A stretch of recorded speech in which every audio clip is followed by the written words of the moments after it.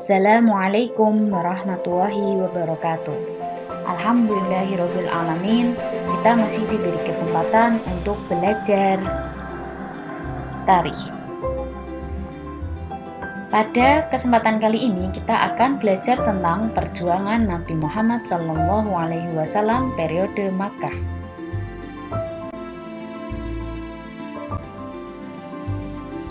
Setelah Nabi Muhammad SAW diangkat sebagai Rasul, dakwah yang beliau lakukan adalah dengan secara rahasia selama 3 tahun pertama. Dakwah disampaikan terbatas kepada teman-teman dekat dan kerabatnya. Sasaran dakwah yang berhasil dilakukan berasal dari keluarga, yaitu istrinya sendiri Khadijah. Disusul oleh Ali bin Abi Thalib, baru kemudian diikuti oleh Zaid bin Harisah dan Ummu Aiman, pengasuh Nabi Muhammad SAW sejak ibunya masih hidup. Setelah Ali bin Abi Thalib masuk Islam, kemudian disusul sahabatnya yang bernama Abu Bakar. Abu Bakar mengajak beberapa orang untuk masuk Islam. Orang-orang yang masuk Islam dengan perantara Abu Bakar adalah Utsman bin Affan, Zubair bin Awam, Sa'ad bin Abi Waqqas, dan Abdurrahman bin Auf, Thalhah bin Ubaidillah, Abu Ubaidillah bin Jarrah, dan Al-Arqam bin Abil Arqam. Nabi Muhammad SAW mulai terbuka menjalankan dakwah secara terang-terangan setelah turun Quran Surat Al-Hijr ayat 94-95. Mula-mula ia mengundang kerabat dekatnya bangsa Quraisy dalam sebuah jamuan. Pada kesempatan itu ia menyampaikan ajarannya, namun ternyata hanya sedikit yang menerimanya. Sebagian menolak dengan halus, sebagian menolak dengan kasar. Salah satu adalah Abu Lahab dan istrinya Ummu Jamil.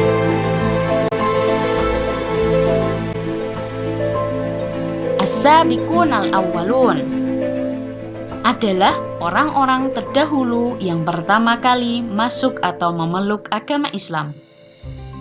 As-sabiqun al-awwalun dalam Al-Quran terdapat dalam surat At-Taubah ayat 105 yang artinya orang-orang yang terdahulu lagi yang pertama-tama masuk Islam dari golongan Muhajirin dan Ansor, dan orang-orang yang mengikuti mereka dengan baik.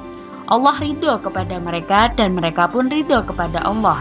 Dan Allah menyediakan bagi mereka surga-surga yang mengalir sungai-sungai di dalamnya selama-lamanya. Mereka kekal di dalamnya, itulah kemenangan yang besar.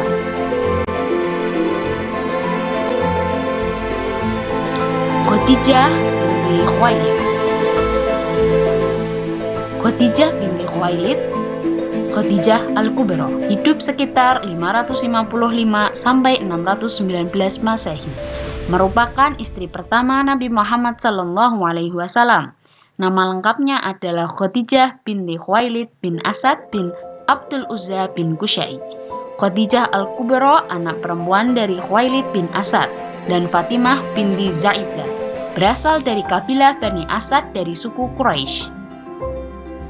Istri yang memiliki jiwa juang yang tinggi, bagaimana tidak, beliau telah mengorbankan seluruh hartanya untuk perjuangan Nabi Muhammad SAW.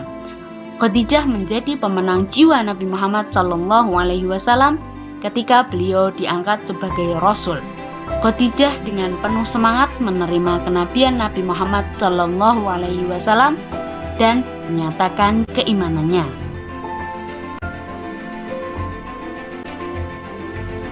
Bilal bin Rabah.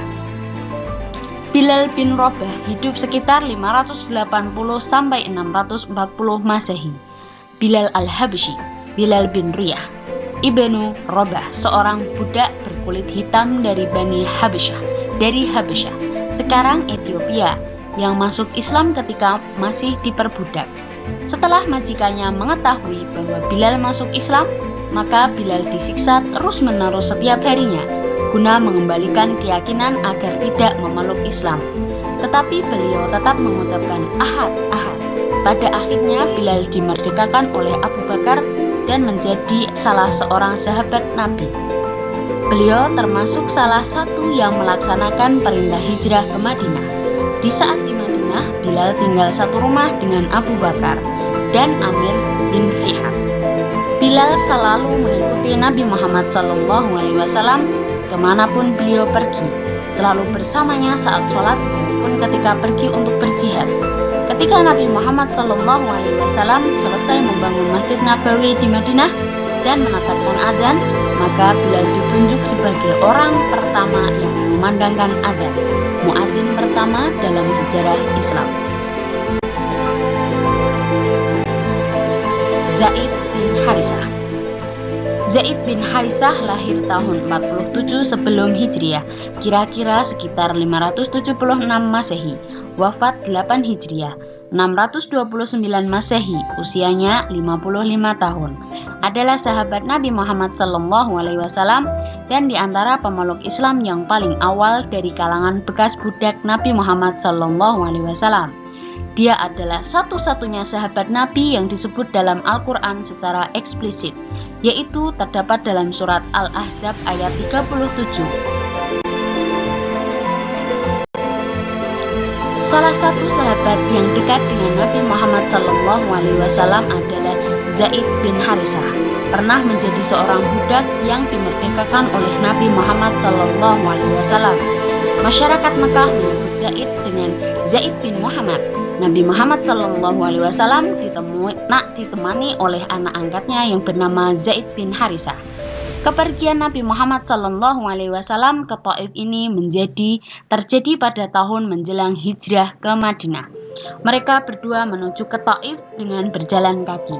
Para penguasa menolak seruan Nabi Muhammad SAW. Setelah itu mereka mengusir Nabi Muhammad SAW. Mereka menyerang, mengejek, memukul, melempar Nabi Muhammad SAW dengan batu. Akibatnya tubuh Nabi Muhammad SAW penuh luka dan berlumuran darah. Zaid bin Harisah berusaha melindungi Nabi Muhammad SAW dari tindakan penduduk Taif. Akibatnya ia juga menderita luka yang cukup parah di sekujur tubuhnya, berlumuran darah.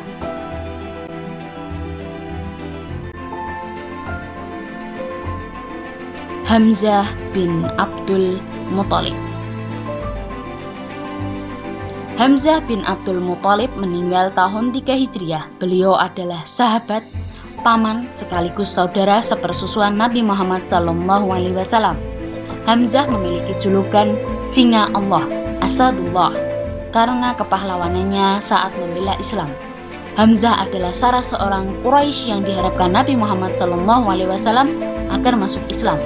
Setelah beliau masuk Islam, masyarakat Islam menjadi lebih aman. Hamzah memang menjadi kesatria muslim yang handal. Dia juga sangat aktif dalam peperangan melawan kaum musyrikin. Dalam perang Badar, pedang Hamzah banyak menghabiskan nyawa kaum kafir. Bahkan seorang petinggi Quraisy yaitu Abu Jahal juga ikut binasa karena kelihayannya. Abdurrahman bin Auf. Abdurrahman bin Auf lahir 10 tahun setelah tahun Gajah, meninggal 650 Masehi, 652 Masehi pada umur 72 tahun. Salah seorang dari sahabat Nabi Muhammad SAW yang terkenal. Ia adalah salah seorang dari 8 orang pertama as-sabiqun al-awwalun yang menerima agama Islam, yaitu 2 hari setelah Abu Bakar.